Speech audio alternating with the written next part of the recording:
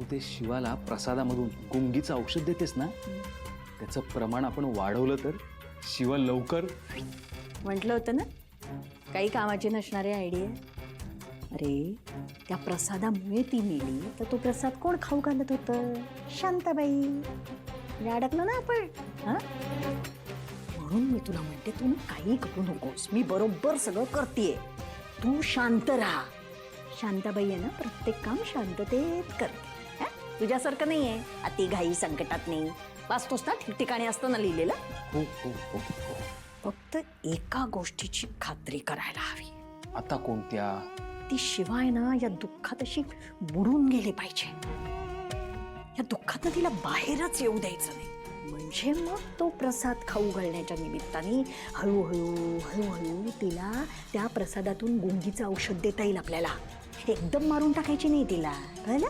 हळूहळू हळूहळू द्यायचं. म्हणजे आपल्यावर कुणाला संशय येणार नाही.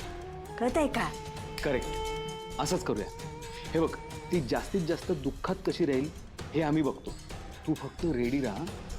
आम्ही म्हणजे कीर्तीला सांगितलंयस का तू? ए बाबा सकाळी ती काहीतरी बोलत होती मी नीट ऐकलं नाही. नाही नाही नाही, अगं मी तिला नाही सांगितलंय आणि सांगणारही नाही. आम्ही म्हणजे मी स्वतःला आदरार्थी असं संबोधलं.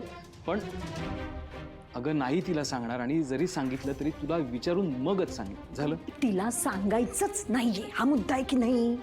काही झालं तरी देसाई आहे की नाही ती. ती माती खाईल आणि आपल्याला भारी पडेल. कळतंय का?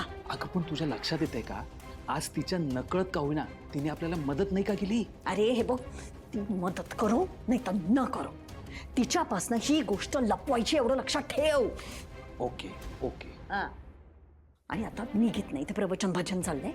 निघ चल चल चल निघ. आई तू पण त्या कीर्तीसारखी वचवच करू नकोस. हा ती पण करते, तू आता करायला लागली. ए बाबा तू जा ना, निघ ना. कोणी बघितलं तर किती वांदे होतील. पण ते ठरलं.